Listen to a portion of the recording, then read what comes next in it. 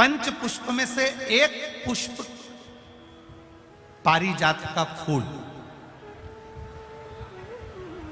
जिसको हार श्रृंगार का फूल भी कहते हैं, जिसको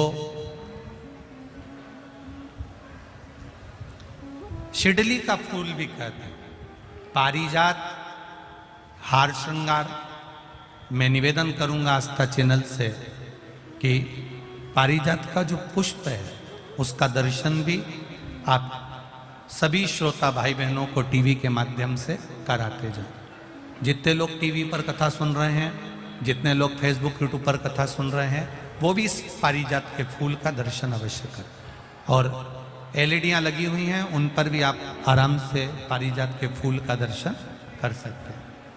पारिजात का पुष्प, हार श्रृंगार का फूल,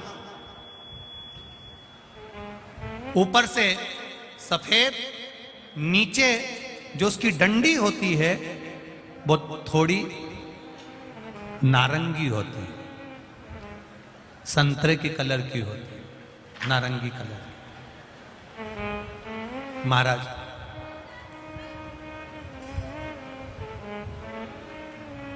रात्रि में खिलने वाला ये फूल, रात्रि में जो फूल खिलता है ये पारिजात का, और हार श्रृंगार का जो ये पुष्प है, जिसको हार श्रृंगार भी कहते हैं, पारिजात भी कहते हैं, और कहीं कहीं इसको शिडली का पुष्प भी कहते हैं। ऊपर से सफेद होता है, नीचे उसकी जो डंडी होती है वो नारंगी कलर की होती है। शिव कथा कर रही है, शिव महापुराण का चरित्र कर रहा है। जिस समय पर संतान की प्राप्ति नहीं होती या किसी कारणवश, किसी कारण से हमारे यहां वंश की वृद्धि नहीं होती, तब देवाधिदेव महादेव की आराधना पारिजात के फूल से करी जाती है। अब उस पुष्प को चढ़ाने का एक तरीका है, जरा ध्यान दीजिएगा। पंच पुष्प शिव महापुराण की कथा आप लोग सुनने के लिए बैठे हो, बड़ी आस लगाकर बैठे हो, उसको समझिएगा। पारिजात का जो फूल शिव जी को चढ़ता है, भगवान देवाधिदेव महादेव को चढ़ता है, जैसे ये शिवलिंग है, मान लो ये शंकर भगवान का शिवलिंग है, ये जलाधारी है, ये जल नीचे गिरने का स्थान। आप लोगों ने पहले कथा सुनी है ना सबने, आपको सबको मालूम होगा।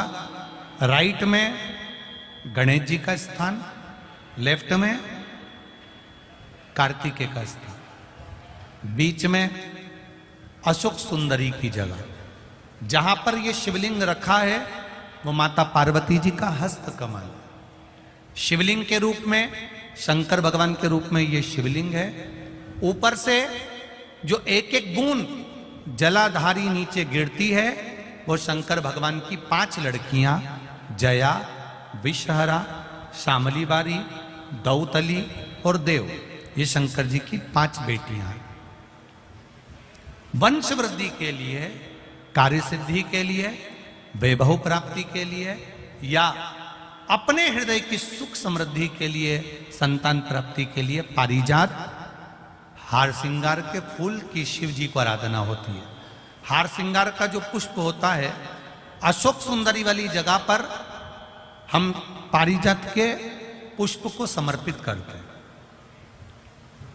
उसकी डंडी का जो मुख है वो शिवलिंग की ओर होता है जब हम अपना अशोक सुंदरी पर चढ़ाते हैं, और फूल का मुख इधर होता है। वापिस उसी पारिजात के पुष्प को उठाकर हम माता पार्वती जी के हस्त कमल पर, जो गोल हस्त कमल है, वहां समर्पित करते हैं। उस जगह पर माता पार्वती जी की ओर से जो पुष्प समर्पित किया जाता है, उसकी डंडी पारिजात की हमारी ओर होती है, पुष्प का मुख महादेव की ओर होता है। तीसरी जगह जब हम पारिजात के पुष्प को अशोक सुंदरी पे से उठाकर जगत जननी के हस्त कमल पर रखते हैं, हस्त कमल पे से उठाकर देवाधिदेव महादेव के शिवलिंग पर रखते हैं, उस समय पर पारिजात के पुष्प की डंडी शिवलिंग के ऊपर होती है और फूल का मुख अपनी ओर होता है। इस जगह पर पारिजात के पुष्प की डंडी के केसर से ही महादेव को त्रिपुंड लगाया जाता है और महादेव से प्रार्थना करी जाती है। अब पारिजात के फूल का केसर कैसे बनाना है वो भी एक बार आप लोग अच्छे से समझे। जैसे मान लो अभी पारिजात का तो फूल यहां पर नहीं है, पर आप टीवी पर दर्शन कर रहे होंगे।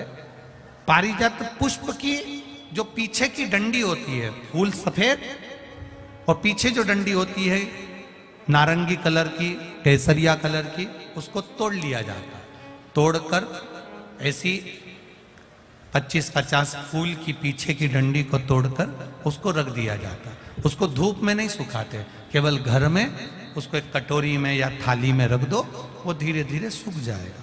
सूखने के बाद उसको पीस लो, पीसकर उसका चंदन तैयार हो जाएगा पारिजात फूल की उस डंडी का।